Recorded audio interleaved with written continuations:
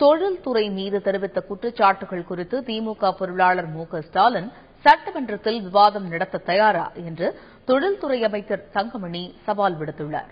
நாமக்கல் மாவட்டம் பரமத்திவேலூரில் தமிழக அரசின் விலையில்லா பொருட்கள் வழங்கும் விழாவில் தொழில்துறை அமைச்சர் தங்கமணி கலந்து கொண்டார்.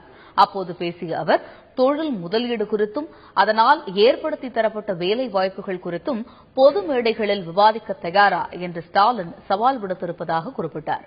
தொழில்துறை மீது தெரிவித்த குற்றச்சாட்டுகள் குறித்து ஸ்டாலின் சட்டமன்றத்தில் விவாதம் நடத்த தயாராக இருந்தால் பதிலளிக்க தாமும் தயாராக இருப்பதாகவும் அமைச்சர் தங்கமணி தெரிவித்தார்.